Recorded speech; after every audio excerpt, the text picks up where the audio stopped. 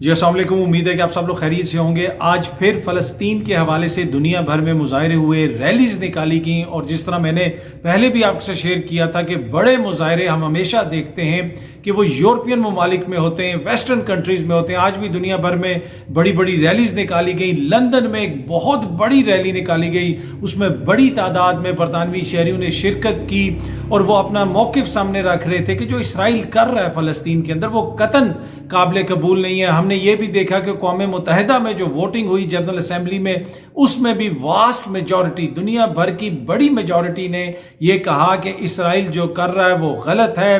وہاں پہ ہم نے پھر یہ بھی دیکھا کہ وہ جو ویسٹرن ممالک ہیں جہاں پہ بڑے بڑے ریلیز نکلتی ہیں، بڑے بڑے جلوس نکلتے ہیں، وہاں کی اقوام اس کے اوپر احتجاج کرتی ہیں، لیکن وہاں کی جو اسٹیبلشمنٹس ہیں، وہاں کی جو حکومتیں ہیں، وہ ابھی بھی اسرائیل کے پیچھے کھڑی ہوئی ہیں، اور وہ یا تو ابسٹین کرتی ہیں یا پھر وہ جناب اس کے خلاف مخالفت میں ووٹ ڈالتے ہیں۔ اور جب یہ معاملہ اگر کوئی بھی معاملہ اگر جائے گا سیکیورٹی کونسل کے اندر، وہاں پہ اس کو ویٹو کر دیا جائے گا، فرانس ویٹو کر دے گا، امریکہ ویٹو کر دے گا، یا کوئی اور جو ہے مغربی ملک اس کو وہاں پہ ویٹو کر دے گا۔ لیکن دنیا کی بڑی تعداد اس وقت جسے آپ کہہ سکتے ہیں کہ جو دنیا کے ممالک ہیں وہ بالکل اس چیز کے اوپر کلیئر ہیں کہ کون صحیح بات کر رہا ہے، کون غلط بات کر رہا ہے۔ اور یہ معاملہ آج سے نہیں شروع ہوا، یہ معاملہ اس وقت سے نہیں شروع ہوا، یہ معاملہ 50 سال 70 سال 75 سال پرانا ہے، اور اس 75 سال کے دوران کیا کچھ ہوتا رہا وہ پوری دنیا کے سامنے ہے۔ ہم نے یہ دیکھا کہ پاکستان کے وہاں پہ جو مستقل مندوب ہیں انہوں نے بھی بڑی اچھی تقریر کی، بہت سارے امپورٹنٹ پوائنٹس اٹھائے، اور انوار اللہ کاکڑ صاحب سے بہت بہترین تقریر کی۔ نہ کوئی خرچہ ہوا پاکستان کا، نہ یہاں سے کوئی ایکسٹرا بندے بھیجنے پڑے۔ اور پچھلے دنوں ہم نے دیکھا تھا کہ انوار اللہ کاکڑ صاحب وہاں پہ پہنچے ہوئے تھے، وزیر خارجہ وہاں پہ پہنچے ہوئے تھے، اقوام متحدہ میں انہوں نے تقریر کی۔ یہ جو ہمارے مندوب صاحب ہیں کتنی اچھی باتیں کرتے ہیں کہ انوار اللہ کاکڑ صاحب کا وہاں پہ جانا ضروری تھا، اتنا خرچہ بھی کروایا، اور ادھر جا کے وہ پھر جس قسم کی باتیں کرتے رہے، اور وہاں پہ ایک انٹرویو میں کہہ دیا کہ جو ہے بات کرتے ہوئے ایک محفل کے اندر کہ پاکستان جو ہے وہ چین کا اسرائیل ہے۔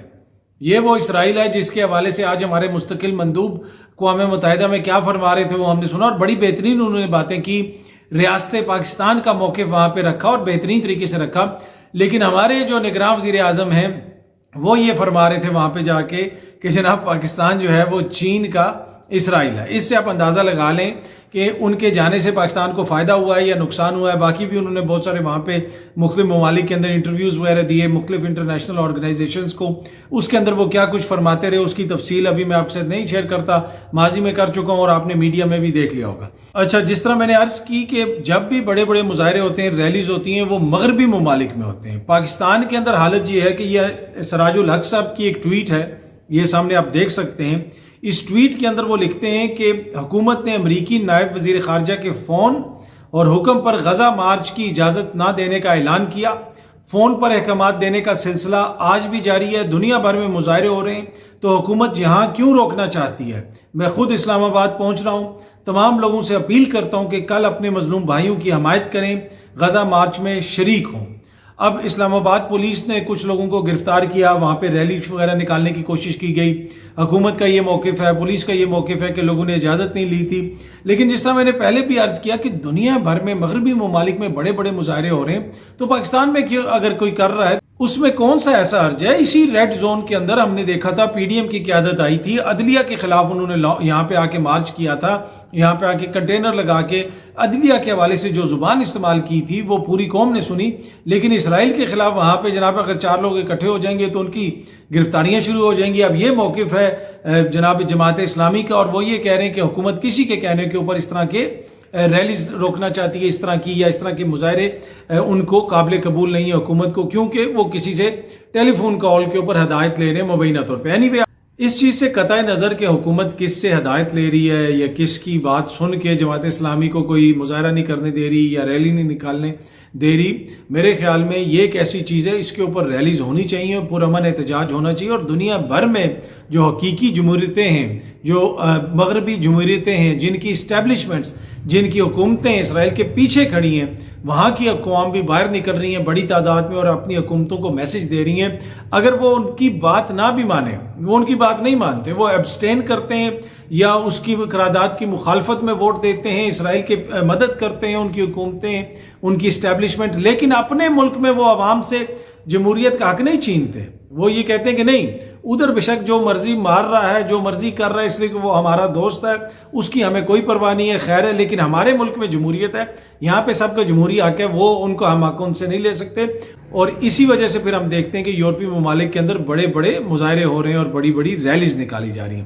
یہ ایک وہ فرق ہے جو سمجھنے کی ضرورت ہے، جو یہ جمہوری ممالک ہیں مغربی، وہ اپنے ملک کے اندر کسی کے حقوق پامال نہیں کرتے، لیکن دوسرے ممالک میں اگر ان کی کوئی دوست حکومت ہے، کوئی اعلی کار حکومت ہے جو ان کے مفادات کا تحفظ کر رہی ہے، وہ زمین آسمان ایک کر دیں، وہ انسانی حقوق کی دھجیاں اڑا دیں، جو ہم دیکھ رہے ہیں غزہ میں، ان کو کوئی پرواہ نہیں ہوتی، ان کو کچھ نہیں ہوتا، ان کے کان پہ جوں تک نہیں رینگتی، وہ کہتے ہیں خیر ہے ہمارے لیے بہتر ہے کرنے دیں۔ تو اس وجہ سے بہت سارے لوگ کہتے ہیں جی یہاں پہ مبینہ سیاسی طور پہ پاکستان میں یہ ہو رہا ہے، فلانی جگہ پہ یہ ہو رہا ہے، مغربی ممالک یہ کریں گے، وہ کریں گے، تو وہ بڑا آواز اٹھائیں گے، وہ جو ہے جو ان کی دوست حکومتیں ہوتی ہیں ان پہ وہ کوئی بات نہیں کرتے۔ ہاں ایک چھوٹا سا ڈیفرنس ہے کہ اب جس طرح لوگ باہر نکل رہے ہیں، مظاہرے کر رہے ہیں، میں ہمیشہ آپ سے کہتا ہوں کہ جب بھی وہاں پہ کوئی تبدیلی آئے گی وہ مغربی اقوام کے پریشر سے آئے گی، جو پریشر ان پہ پڑے گا، جو اپنے لیڈران پہ وہ پریشر ڈالیں گے، اس کی وجہ سے کوئی تبدیلی آئے گی۔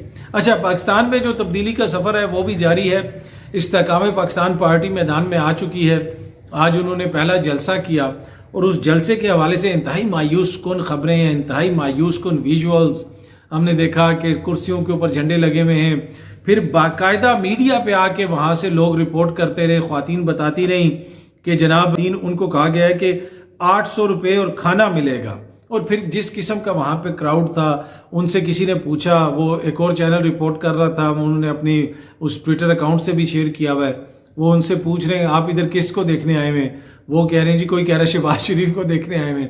مطلب وہ ان کا جتنا سیاسی شعور تھا اور وہ لوگوں کو جس طرح لایا گیا، کھانے کا کیا ہے کہ پیسوں کا کیا ہے کہ وہ بالکل سامنے ہے۔ یہ وہ پارٹیز ہیں جن کو کہا جا رہا ہے کہ وہ تحریک انصاف کی متبادل ہوں گی۔ ان کے جلسے میں جس طرح کی عوام کی پارٹیسپیشن ہے، جس طریقے سے عوام کو لایا جا رہا ہے، کیا وہ جمہوریت کی توہین ہے یا وہ کوئی جمہوریت کی بڑی اعلیٰ مثال ہے؟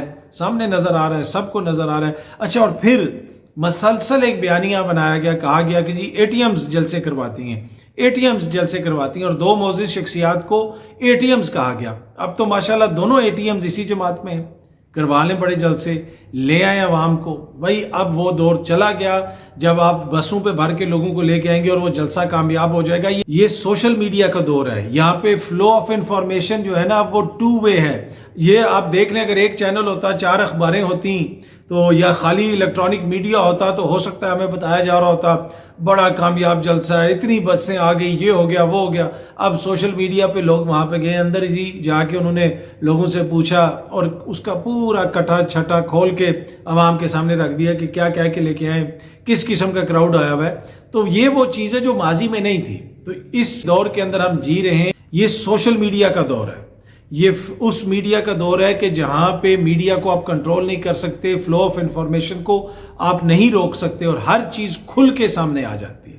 اب یہ ساری جو ہو رہی ہیں ساری جماعتیں، آپ نے دیکھا کہ ماضی میں بھی انہوں نے حکومت بنائی، حکومت بنا کے کٹھے چلے، سب کچھ کیا، لیکن ایک شخص کی جس کی انہوں نے حکومت ختم کی، اس کی حکومت کے خاتمے کے بعد یہ ملک کے اندر سیاسی استحکام نہیں لا سکے۔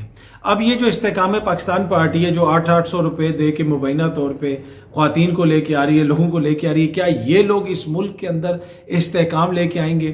اب اس وقت دیکھیں، بات یہ ہے کہ کسی کو اچھا لگے یا برا لگے، ہم یہ جو سیاست ہے نا پاکستان کی، یہ عمران خان کے آگے پیچھے گھوم رہی ہے۔ اس سیاست کو اگر کوئی کنٹرول کر رہا ہے تو وہ عمران خان ہے، اور اس کی وجہ کیا ہے؟ اس کی وجہ یہ ہے کہ عوام جو ہے اس کے پیچھے ہیں، اس وقت عوام اس کے ساتھ ہیں۔ آپ ان کے جلسے دیکھ لیں، آپ سوشل میڈیا پہ دیکھ لیں، اور اکثر لوگ کہا جاتا ہے کہ جناب اس وقت جو ہے وہ خان صاحب کے ٹائم چل رہا ہے، خان صاحب کی ایک ویو چل رہی ہے، خان صاحب کی مقبولیت کا دور ہے، اور سیاسی طور پہ لگتا ہے ایسے ہے کہ یہ ان کا ٹائم چل رہا ہے، لیکن اس کے ساتھ ساتھ ان کے اوپر بڑی مشکلات ہیں اور ان کا جو سیاسی کیریئر ہے وہ ختم بھی ہو سکتا ہے۔ دیکھیں، اس چیز سے قطع نظر کہ اس وقت عمران خان صاحب کے لیے کیا قانونی مشکلات ہیں، اور اس چیز سے قطع نظر کہ جناب آگے جا کے ان کے ساتھ کیا ہوگا، لیکن ہم نے اپنی زندگیوں میں وٹنس کیا۔ دیکھیں، وہ کہا جاتا ہے نا جناب اس وقت اس کا ٹائم ہے، اس وقت اس کا ٹائم ہے۔ اس وقت جو پاکستان میں ہم اپنی زندگی میں دیکھ رہے ہیں، یہ جو دور ہے، یہ ہم عمران خان کے دور سے گزر رہے ہیں۔ یہ عمران خان کا زمانہ ہے، یہ عمران خان کا ٹائم نہیں ہے، یہ عمران خان کی یہاں پہ کوئی وہ صرف پاپولیرٹی نہیں ہے۔ اس وقت جو ہم گزر رہے ہیں، یہ جو سیاسی زمانہ ہے اس وقت پاکستان کا، یہ عمران خان کا زمانہ ہے۔ اس کو عمران خان کے زمانے کے طور پہ یاد رکھا جائے گا، اور ہماری زندگیوں میں، ہم نے اپنی زندگیوں میں نہیں دیکھا کہ کسی بھی سیاستدان کا زمانہ ہم نے نہیں دیکھا۔ ہم نے سیاستدانوں کا ٹائم دیکھا ہے، ہم نے سیاستدانوں کی پاپولیرٹی دیکھی ہے، ان کی حکومتیں دیکھی ہیں، لیکن پہلی دفعہ ہم ایک سیاستدان کا زمانہ دیکھ رہے ہیں۔ ہم عمران خان کے زمانے میں جی رہے ہیں، ہم عمران خان کے زمانے میں رپورٹ کر رہے ہیں، ہم عمران خان کے زمانے میں سیاست ہوتے ہوئے دیکھ رہے ہیں۔